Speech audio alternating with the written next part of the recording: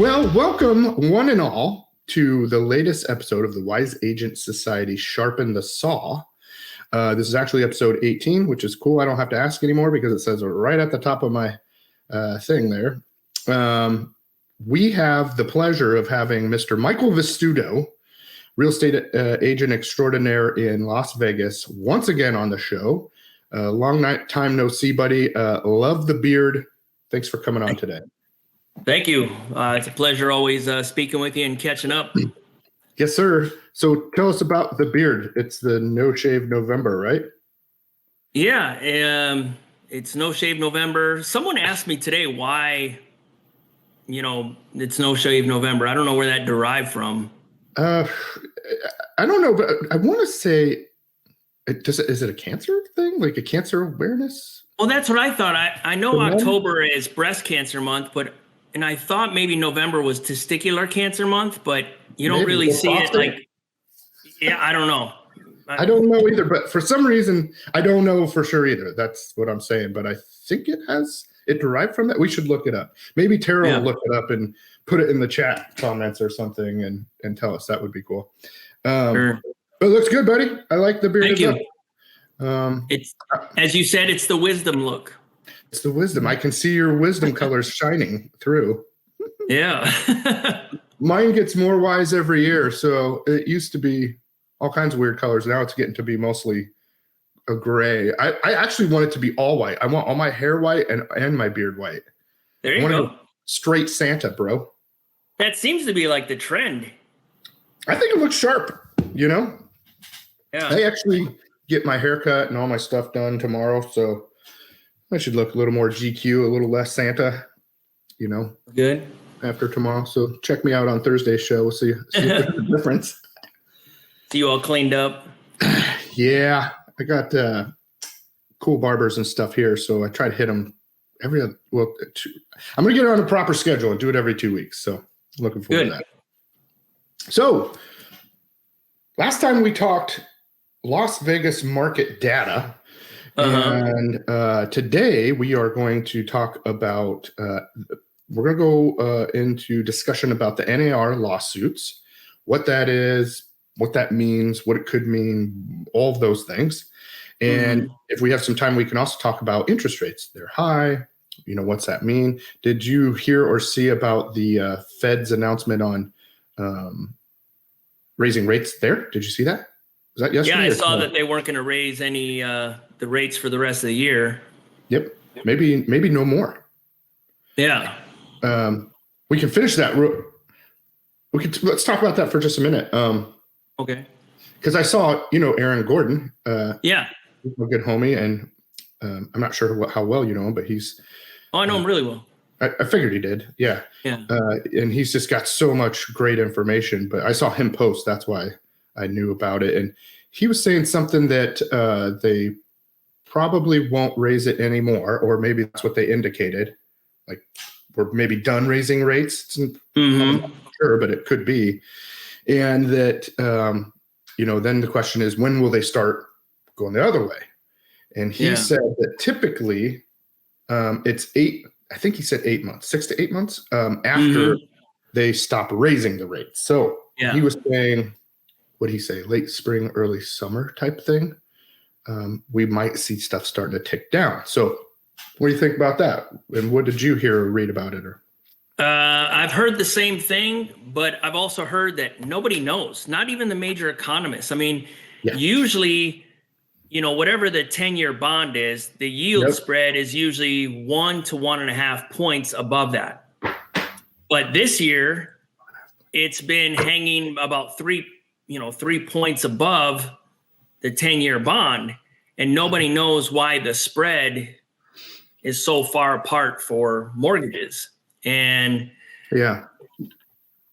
so I think there's a lot of, maybe it's for risk analysis. I've heard that the U.S. government has had difficulties with, getting money and selling off our debt and selling off the, even the 10-year bond. So, it's like with the whole thing with the wars and et cetera, you have all these countries. I mean, it's unfortunate because our 10-year bond relies on a lot of governments buying those bonds, Okay. and even our own government buying those 10-year bonds, and we're not even infusing that much money into it. So it's kind of like we've closed our eyes to the housing sector. Like we're not even paying attention to it.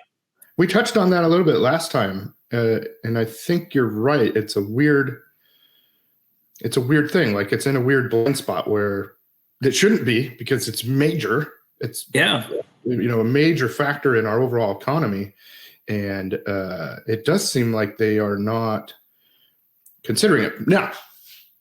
Real quick, I did. I posted this today. So do you know who Chris Heller is?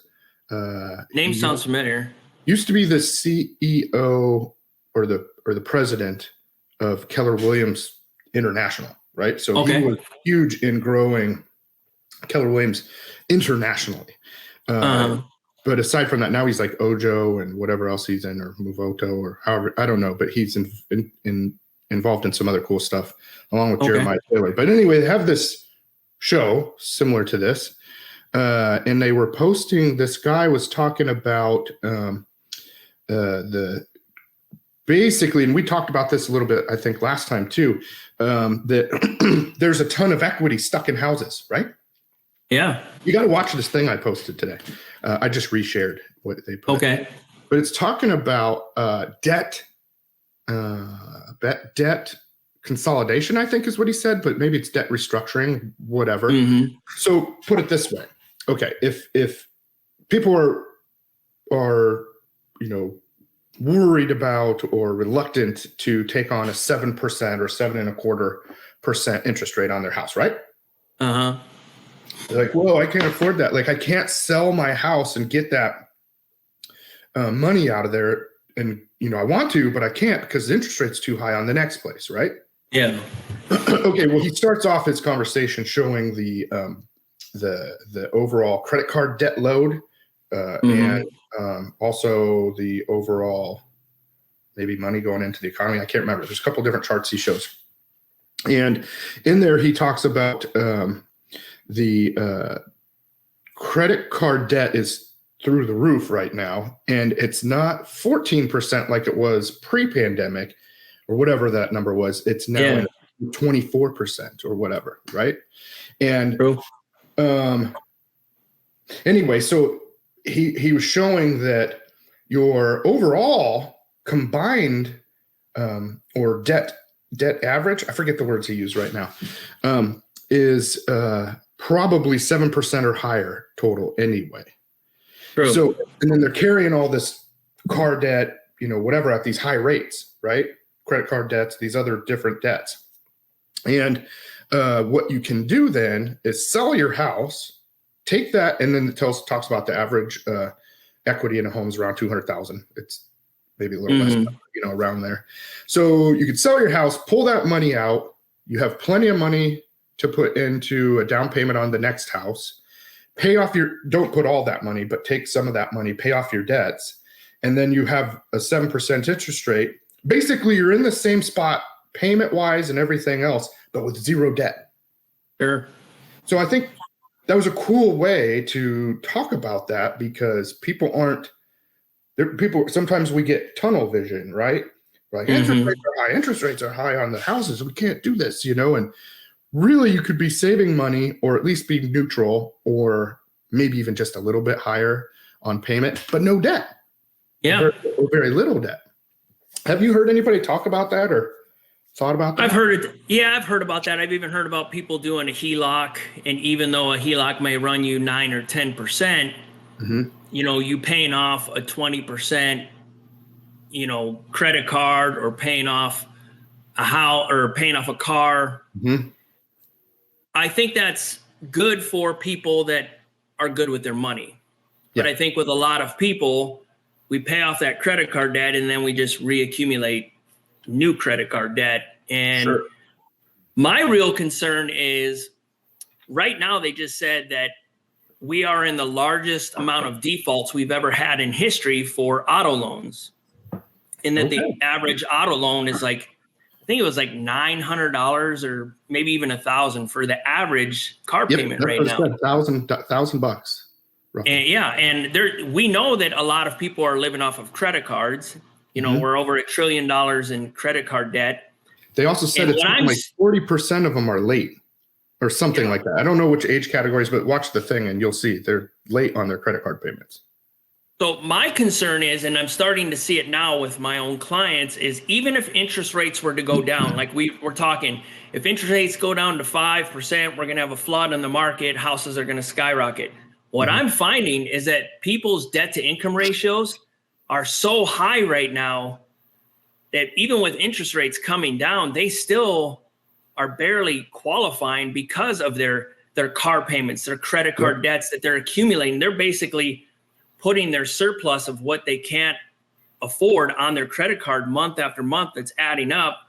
So let's say a year, 18 months from now, when people go to buy, if interest rates go down to, let's say even 6%, to getting someone to qualify based on their debt to income ratio is going to be very difficult. So the unfortunate part, like we talked about last time, is that we really need people to tap into that equity of their homes today. And that needs to circulate into the economy.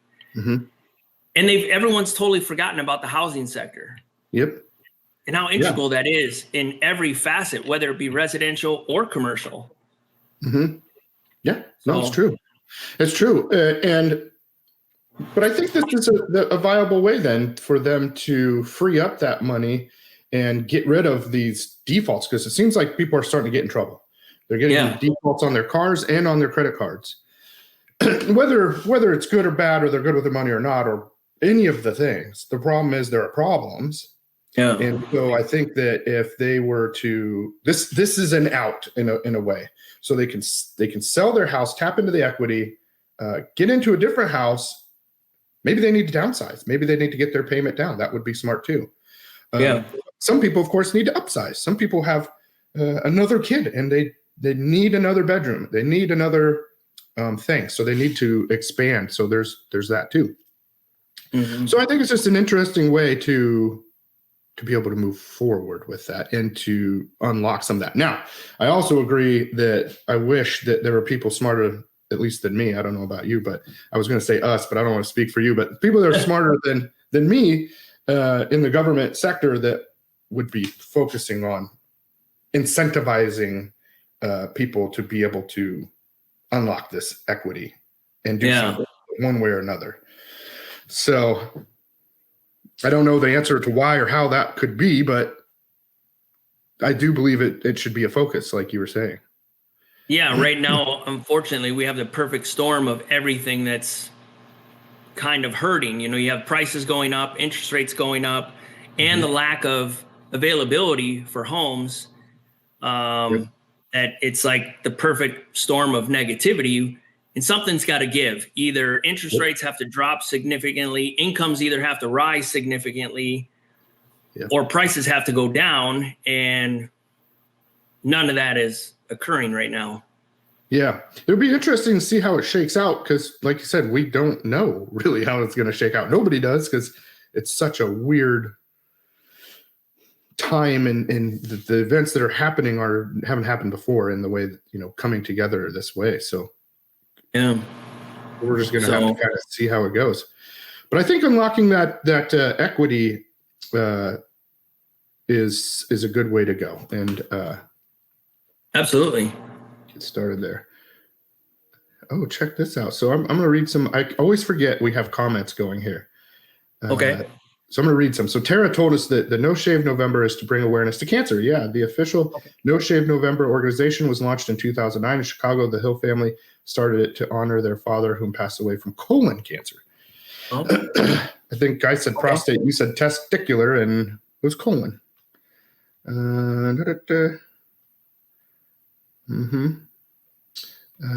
Okay, somebody said hi on Facebook. I don't know who it is, but hi.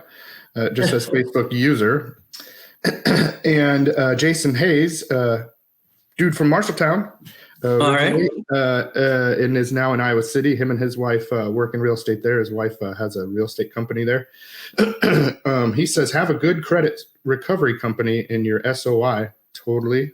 People can recover with help and be a stronger buyer in months most times. Okay. Super true.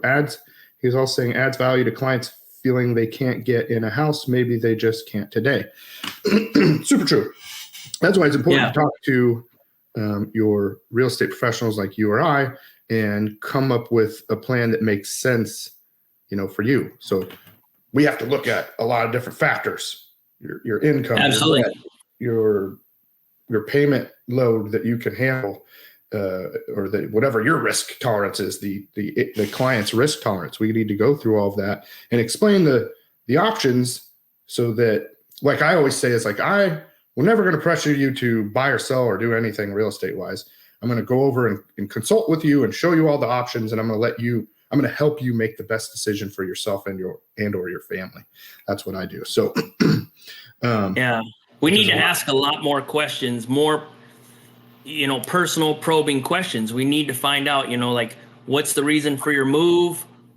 What's the reason for this? Like, I'm not trying to pry. I just want to put you in the best position possible. Mm-hmm. And you want to give them all the information on the facts of what's going on. I've been doing that with my buyers lately when I do a buyer consultation, because we talk about the inventory levels here in Las Vegas, mm-hmm. but I break it down.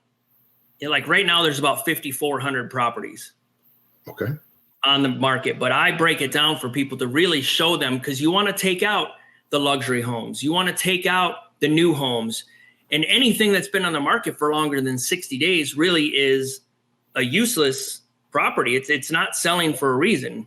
And mm-hmm. so like in our market, that only leaves 2,800 properties. Wow. That are actual sellable, usable properties. That mm-hmm. includes single family homes and condos. And that's all properties under $1 million. Wow. That's like half of them, right? Gone. Yeah. Mm-hmm. And you really so you want to break it down to people like, look, I know what you want, but you want to break it down and say, this is really what we're going to be working with for inventory for you to choose from. So there's going to be a give and take. Remember, this is your starter home, or this is this and that. There's going to be, some give and take in your decision process. You're not going to get that home with a pool that you want. Maybe you get a home without a pool, and when you become financially able, you put a pool in down the road. Yeah. Was it you and I that were talking about the pig farm and stuff? Yeah. Yeah. So like that was me, right? My first house was by the pig farm. Did we want to live by the pig farm? Not really. My wife, definitely not. Sure. But that was a house that we could afford. It was a smoking deal. Everything was, I think I look at things a little differently, because I like opportunity. So when I see an opportunity anywhere, like that's what gets me excited. Like, wow, this is going to be, we'll do this, and then it'll be worth this, and blah, blah, blah. So anyway, but we didn't, of course, we wanted to live in Summerlin. We wanted to live in Red Rock Country Club or the Ridges or wherever, or we lived in Queens Ridge eventually, but we didn't start there. Yeah. And we started where we could. And like I said, if I wouldn't have sold that dang house, so we bought that house for $135,000. I forget what year, maybe 2010, maybe. And then $135,000. It was $50 a square foot. So whatever that equals. So like, what's that? 20. Can't even build a house for that. 25. No, they couldn't then either, really. No. I think it was $100 a square foot for bare bones. And so it was like a 2,500 square foot house on a 10,000 square foot lot, maybe. It was a weird corner lot. If I would have kept that house still today, it's worth $400 or $450, and there's no pig farm there. So just shows, when we're talking to our clients, like, hey, and if I would quit selling the houses I buy, which you shouldn't, you should just keep them if you can, but we keep selling them and moving to different opportunities. Sometimes we have 2 houses at a time or so. But it's more of having that long-term strategy, right? And looking at what you can do down the road, not just right now, the perfect thing you're ever going to have forever. Mm-hmm. It's more about just getting started, right? True. we also had our land auction last week. Yeah. You had mentioned that before. And yeah, so the average price per acre was around 439,000. That ended up, they sold 17 parcels, and when you figure it out, it averaged to like 439,000 per acre. Is that insane, or that's insane to me? I remember I don't know. It was 100,000 an acre in Vegas, in like the Northwest, and I felt like that was high. Yeah, and I mean, how many houses do you have to put on an acre to make it profitable? Because that's without the construction. Yeah, they're squeezing them in with no yards and zero lot lines and stuff. Yeah, they have a whole subdivision in Summerlin now, a master plan, that Kestrel Commons, or Kestrel Village, and almost all the communities are 3-story homes. You have KB, Woodside, Pulte. They're all building 3 stories, and that it's right on the south side of Reverence. Okay. Yeah. Do you remember those other ones that are over there on the west side off the 215 somewhere that were, I mean, they probably were built, I want to say 15, 20 years ago, 3-story ones with the rooftop decks. You know what I'm talking about? Yeah. Mm-hmm. Those are nice. And that's really honestly what brought me to move to Las Vegas in the beginning. Jen and I came from San Diego to do something. We looked at houses just for the fun of it. And we were like, these are amazing. And it's so cheap compared to San Diego and blah, blah, blah, blah, blah. So we moved there. We didn't end up buying a 3-story one, but I mean, they were pretty cool. But I mean, some of those floor plans, the kitchen's in the middle, so you drive in the basement and you got to go up a flight or 2 of stairs to get to the fridge. So we were thinking about that, and we didn't. She was pregnant. I don't think we had babies yet. We were just having babies. So we were thinking about all of that. And we're like, man, I don't know about all those stairs. But I do know, and I have sold, and I have friends and clients that own those still today. They're still cool, and they look cool, and those rooftop decks are dope. Yeah. But yeah, you're saying, I mean, there's not a lot of other options to put in. They're building some of those 3 stories now, so it's almost like a multi-generational property, or if you wanted to have roommates or whatever, because almost every floor will have like a living room area and then a bedroom and a bathroom. Okay. So you can almost rent out 2 of the floors, and you can live on the main, which would be the 2nd floor, where the kitchen and, your living room and bedroom are, but every floor is kind of set up that way. So it's kind of unique how they're making them now. That's kind of cool. And do they still have rooftop decks? Some of them do. I think I don't know if it's hard for like the zoning for them to get the rooftop decks, but I'm not seeing as many rooftop decks as we did, back in early 2000s. Yeah. And they had a bunch of those too, a cluster of them down near Blue Diamond.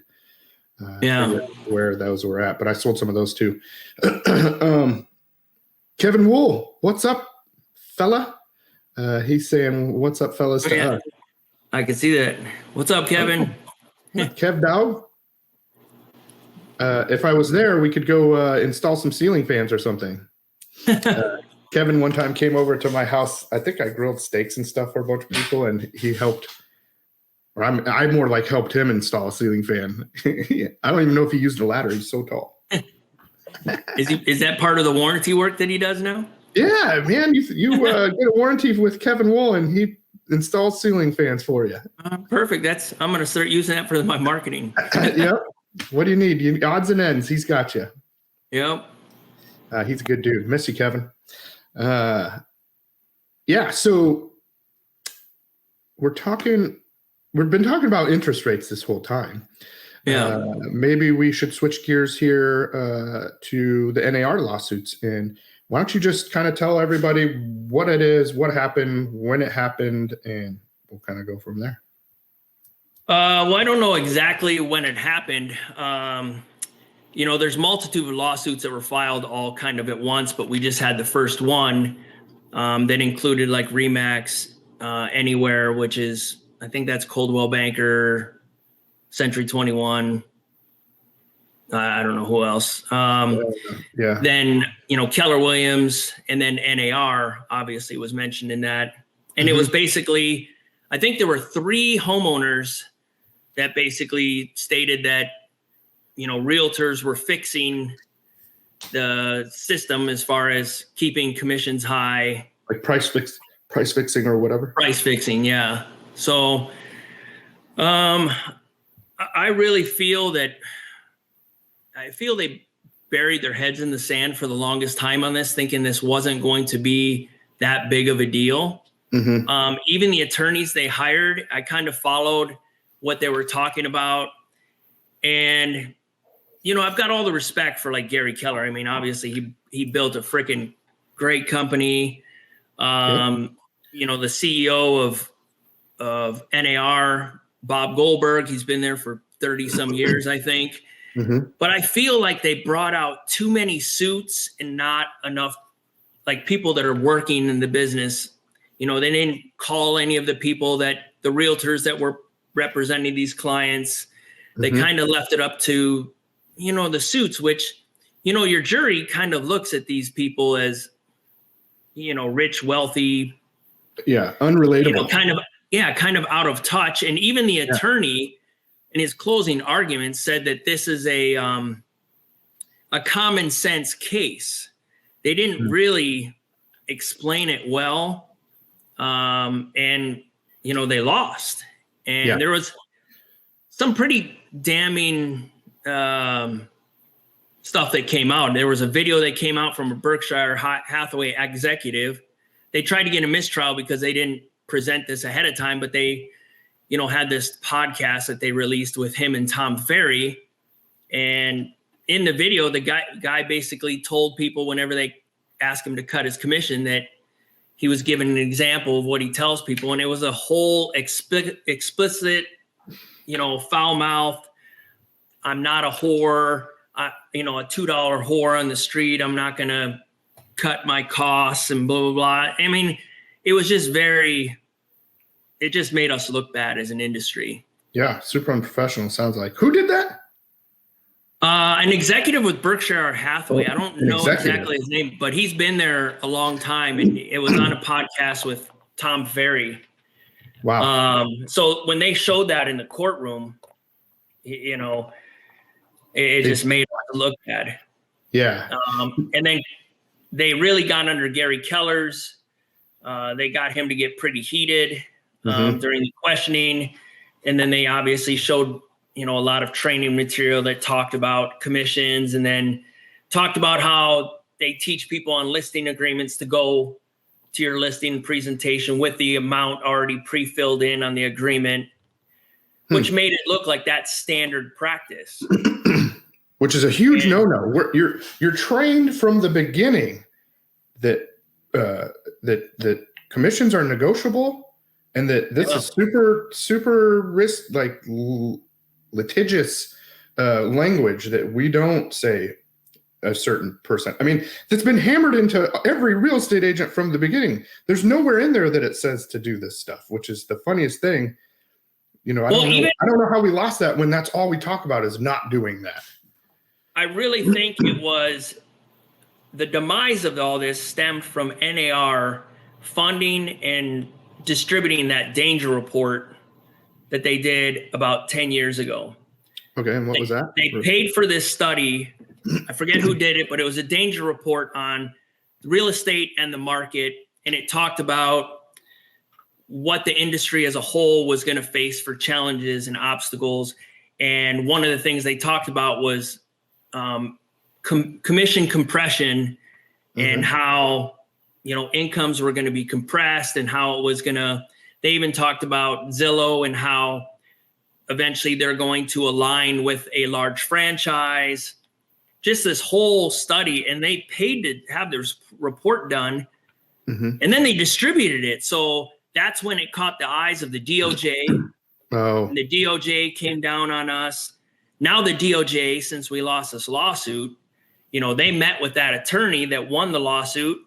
And now the DOJ is looking to come, after NAR and, they've sent us a couple videos out talking about we're going to appeal this and et cetera, but I don't know of any class action lawsuit that's been appealed and successfully won. Yeah. I don't really know anything about it, so couldn't tell you, but. Yeah. And since this, like within an hour after they won that lawsuit, they went and filed another lawsuit against EXP, the rest of the big ones. Redfin, all the Douglas Elliman, all these other brokerages. And now there's precedent, so why not? Yeah, and now there was 2 lawsuits filed last week, one in New York and one South Carolina for the same thing. I have a feeling that every state is going to have their own version of this lawsuit. Why wouldn't they? Yeah. I'm surprised in Vegas. I'm surprised Richard Harris or somebody hasn't jumped on it already, thinking, okay, I can get $1 billion settlement here, and I'll make X amount of dollars. Yeah, one thing about that, I think that now that you mentioned, $1 billion, and which was the other one was 1.something billion, right? The first one with 1.8, but it's 5 billion with treble damages. Right. So my point is, there's not even enough of that money to pay everybody out. So with all the lawsuits, so really what it'll do is crumble what's already there, and it'll have to restructure in a different way. Don't you think? I mean, there's not enough money to pay for all. Yeah. Especially with the more and more lawsuits coming. I mean, it's not feasible. So it'll just be a restructuring situation. Yeah, and I'm really disappointed with NAR.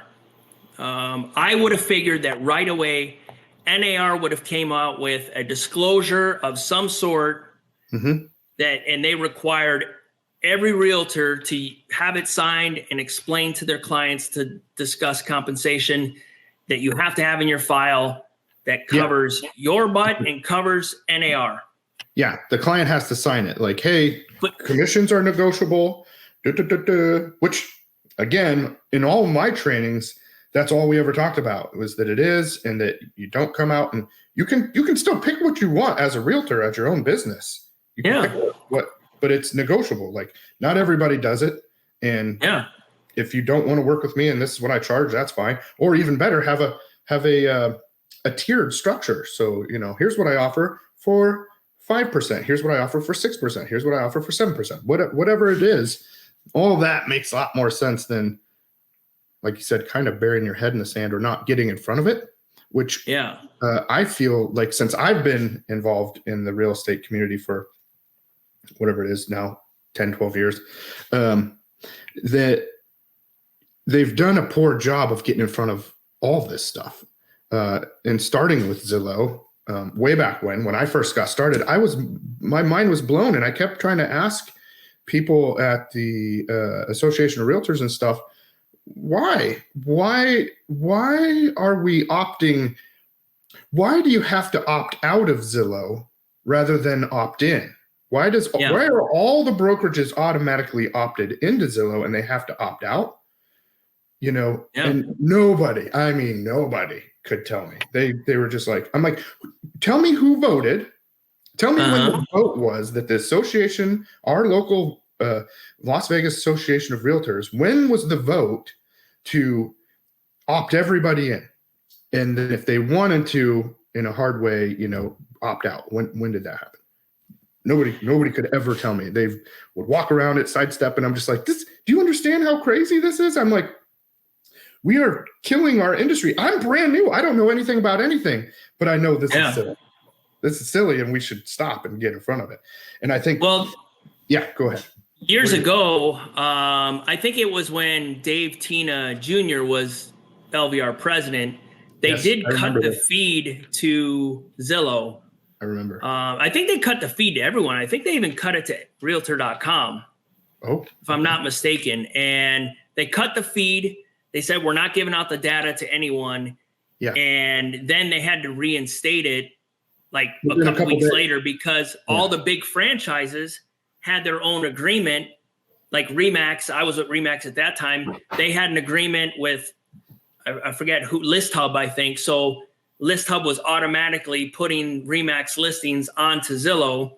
So then it made all these smaller brokerages that didn't have agreements, all their listings basically weren't showing, and they were complaining like, hey, like you cut the feed, but all these other big franchises have their listings up there, but now we don't. So they had to like make it fair, and they had to like reinstate it for everybody, to my understanding.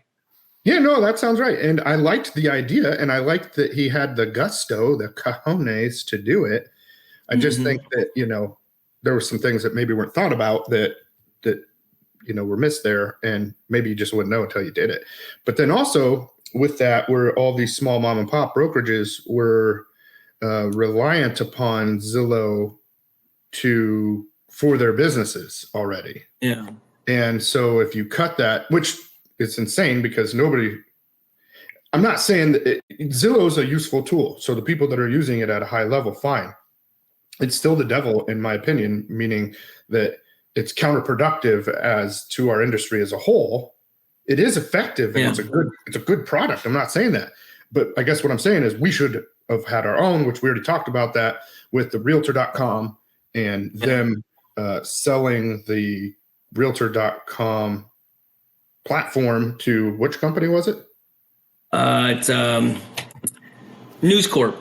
News Corp. We kept the URL. We still own the URL. We meaning National Association of Realtors, but we rent it out. And now at the same time, it was probably garbage at the time, and so this News Corp made it into something viable. But why didn't we make it into something viable, right? Like, so back to why aren't we as an organization being more proactive in, you know, technology, you know, the best interests of ourselves and also the clients, and also transparency to the clients and all of this? Then, I mean, those are our main issues, and they're all solvable, you know?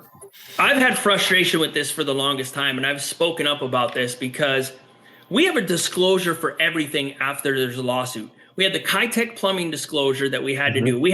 Remember the Chinese drywall? Yep. That we had to disclose. We had to disclose that there was a 215 beltway. We had to disclose that we had casino and gaming. We had that form for gaming that we had to have signed. Yet you have something major like compensation, and how our fiduciary responsibility is to always disclose, and cover your ass. But when it comes to commission, it is like 3 lines, and it explains nothing to the client. It basically tells you you're paying this. It doesn't tell you where it's going. It doesn't tell you how the money's being used. And how co-op work. It does, but it doesn't, it's not very in detail.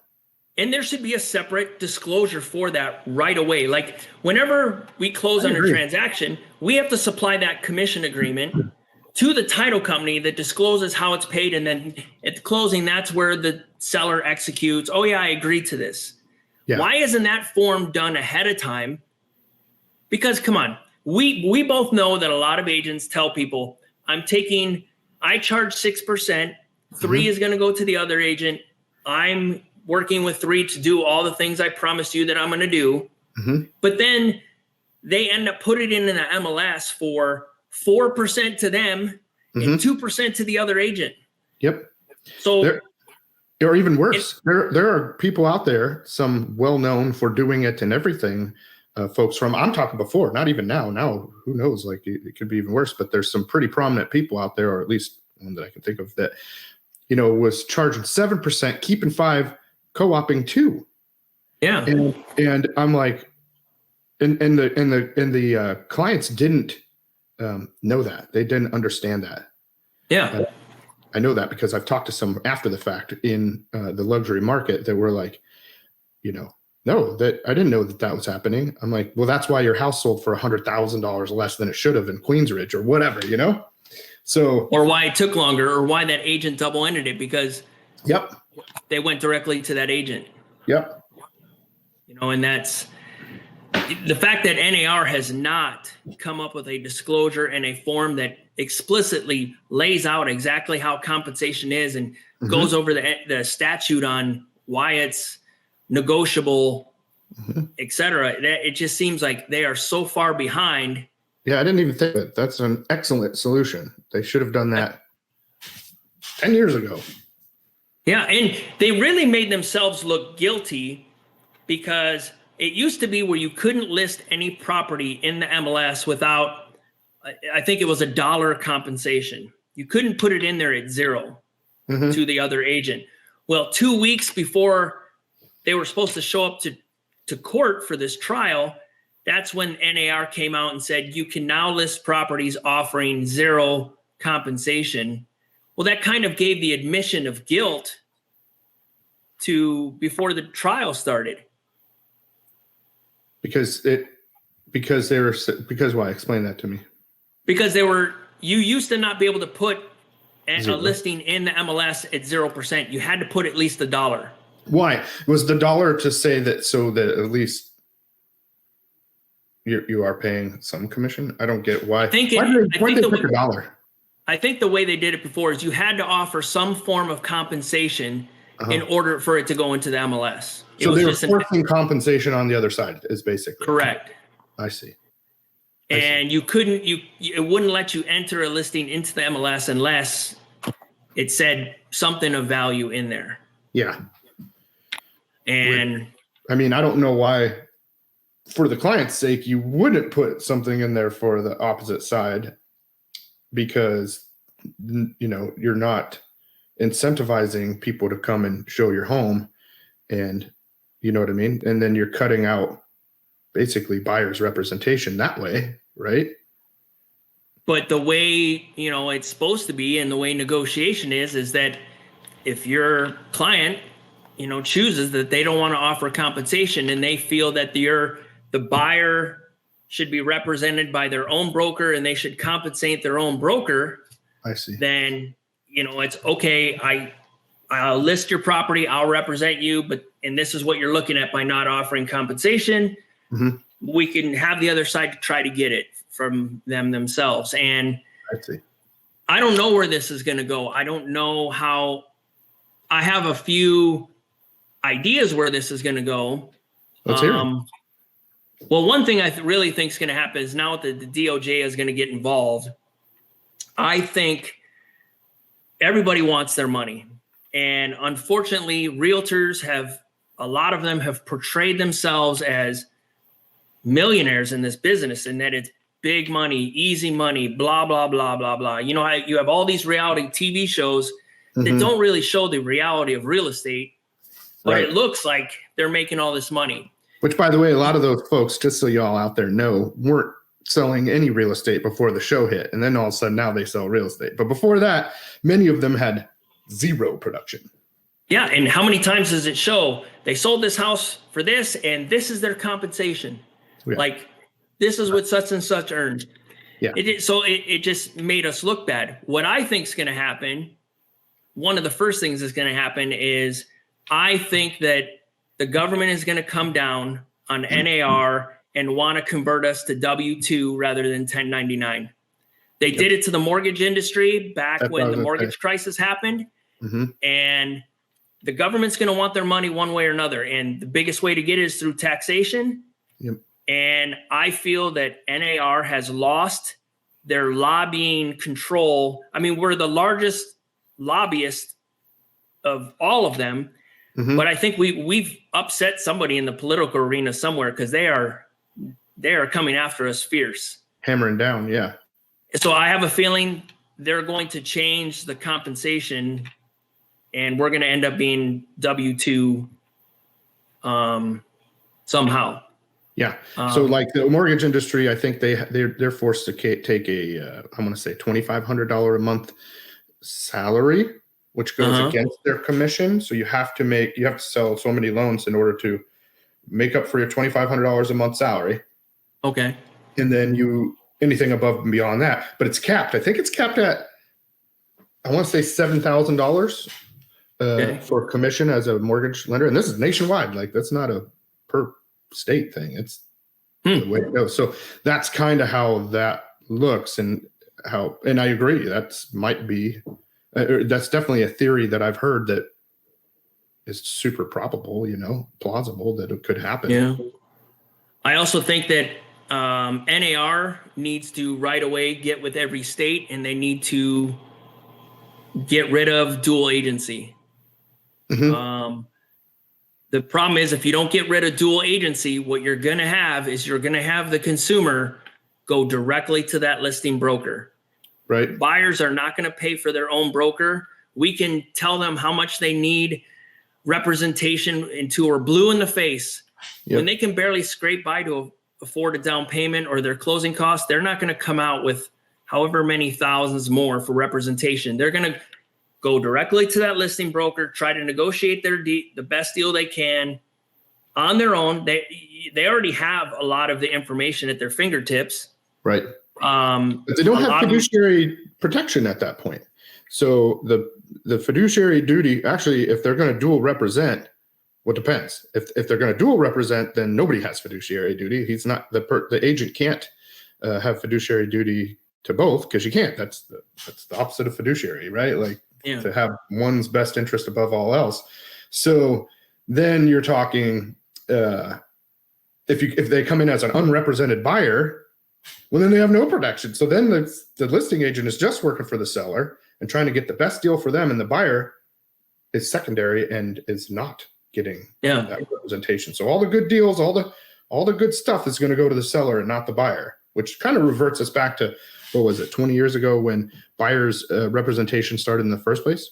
Probably longer than that, maybe 30 years ago. I don't know when it happened, but it used to be only sellers representation, and then eventually we got buyers representation so that buyers were getting hosed the whole time, right? But this is also correlates with what you're talking about, how this lawsuit came about, because the consumer is thinking, so I'm paying another broker to compete against me to get their client the best deal, and I'm also paying for my own representation to get me the best deal. Why am I paying an outside broker to basically come beat up me for the best deal and negotiate? And it doesn't make sense to them when you think about, I mean, we're the only industry that I really know of that has that type of where the compensation comes from the other party. Yeah, that is weird, right? Like if you're going to court, you hire your attorney, you pay for your attorney, the other guy pays for their attorney. Yeah. And sometimes the court will award attorney fees to one party over another, but up front, that's not how it's done. Right. Exactly. I was just thinking that unless you win or you lose, then somebody else is picking up the tab probably. Yeah, and you can't typically use the same attorney unless you mutually agree to something in writing. And attorneys have all types of disclosures, if you use them for both.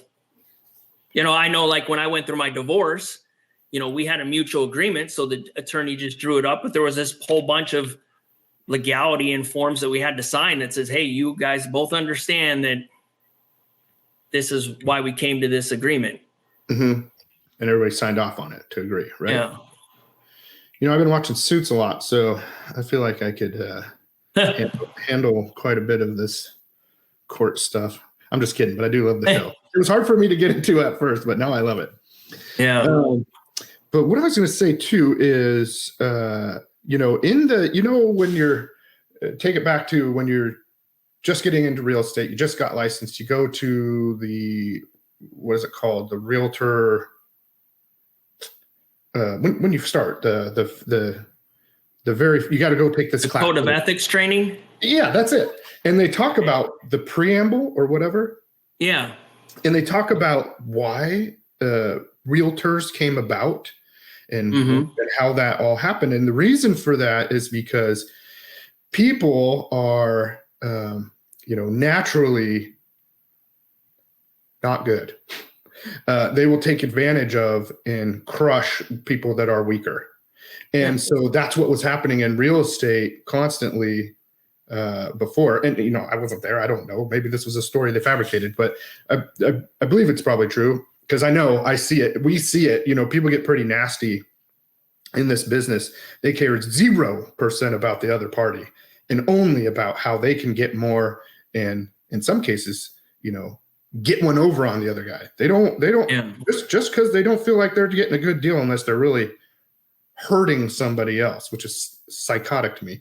Thankfully, not most of my clients aren't like that, but there are people out there. My point is that's what realtors were brought about, why they were brought about, and why we have the code of ethics and why we do all this stuff is to protect the consumers from hurting each other, because they were like nonstop maliciously hurting each other, and they still try to. And that's what we're here to do, is to make it so people aren't taking advantage of each other, but that people are getting a fair shake and getting represented. Everybody's getting represented and having a fair shake at the end of the day. You know what, in my opinion, which this is going to ruffle a bunch of feathers, in my opinion, what NAR should have focused on, and even these attorneys should have focused on, which I think is more of a crime, is all of these realtors that were also flippers that bought these properties from consumers, and then 3 months down the road, you're flipping that property for major profit. Like, you can't tell me that you weren't advising that client, that you weren't shortchanging the value on that home, and you weren't telling them, hey, this is what that home is potentially worth, and how many tens of thousands of those transactions have been done. We focus on the hedge funds buying these properties and et cetera, but why aren't we focusing on that realtor flipper? You basically, I'm just going to say it, you ripped off that consumer. I know a client that I went on a listing appointment. Her house was $500,000. And I told her, like, if you do the carpet, if you do this, we can get you some more money. And she ended up selling it to We Buy Ugly Houses for lower. And they turned around and all they did was paint and carpet. And they sold that house for $700,000. She lost on $200,000 on that house. And there's no way that they told her what that potential value was at. Well, that's the point. Is so back to people, some agents maybe being malicious or whatever. And I think some people maybe don't understand what the code of ethics are and how that works. And some of them maybe aren't realtors. Maybe they're just real estate agents. But I've bought some properties like that, not really with the intention to flip, to live in, but we buy them, fix them up, live in them, and then sell them. We've done that a lot. But we also tell people like what the potential is. Like, we go over that. Like, and then the right way to do those scenarios is to disclose. Well, hey, and like, so there's training at my brokerage I'm at now, at EXP, where they have iBuyer programs and stuff where, so we have an option to take to the consumer saying, hey, we have a pool of buyers that'll buy your house for 30% less, 20 to 30% less than what its actual market value will be, or maybe after repair value or whatever. And so, but it's super clear, and we explain all of the parts. And so, like, you're selling this for less because they're going to come in and inject money, blah, blah, blah, blah, blah, right? So I think if you're doing it that way, then sure, right? They can make a decision to sell it for whatever reason, because they're like, I don't want people in my house. I don't want to deal with the fixes. I don't want to whatever. It doesn't make sense to me, because that's like I told you, I like opportunity. So I'm looking for problems. But some people don't want that stuff. So, but I do believe that you're right, that a lot of these people are not talking about it that way and not explaining it. I would have separated my business. If I was going to buy houses and flip them, I would have not had my real estate license in order to buy those houses, and then had it listed with a realtor to totally like clear yourself of any legalities down the road. I mean, because even when they do the SRPD, they're not disclosing all the repair work. The seller's real property disclosure form that sellers required to list if they are aware of any major repairs or anything that didn't function with the property. A lot of these times on these flip properties, they'll send it to you and say, oh, we weren't aware of anything. Everything was good. You're telling me you're telling me you didn't know that there were water leaks and that there was this and there was that you repaired. Yeah. Right. And you're not disclosing it now. Yeah, no, that's a crappy deal there. I agree. Really, the idea is there's going to be poopy people in the industry all the time that are not doing it for the right reasons. They're not doing things the right way. I mean, that's in any industry, right? So we can be hopeful that people are being upfront. Like you and I, we're big on integrity and transparency. I I know that. I know that about you. I know that about me. So I think people out there should just, first of all, make sure that you're interviewing, check people's reputations, make sure that they are professional, transparent, honest, ethical, all those things, before you work with them. But there's a lot of slick folks out there just getting people to sign on the dotted line. So that's a good point right there. Just don't go with the first person you talk to necessarily.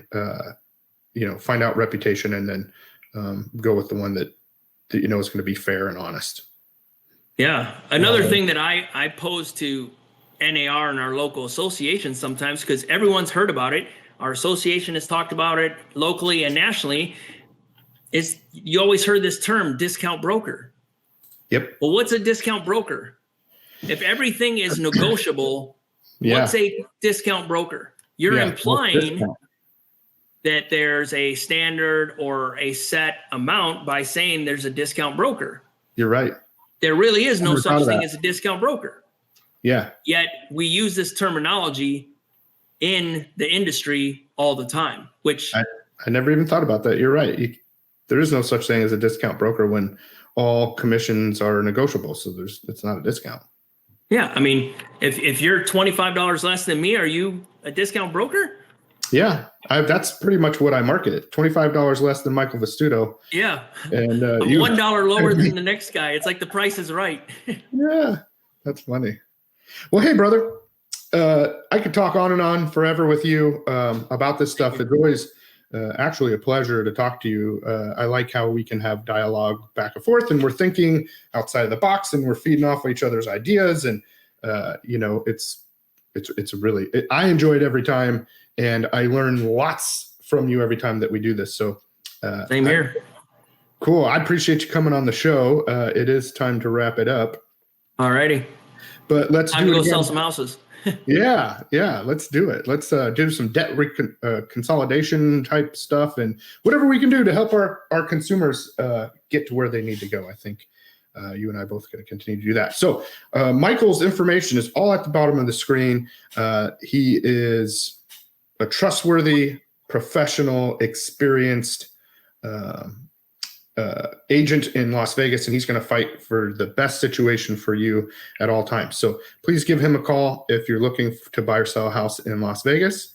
And we'll see you all on the next show on Thursday, the National Real Estate News, where we'll be talking about the local market in some part of the country. And thank you all for joining us today. Thanks for coming, Michael. Thank you. Your check's in the mail for that plug. Thanks, buddy. I was hoping so. $25. That's what I want. All right, brother. All right. Have a good day, buddy. All right. You too. Yeah. See ya. Bye.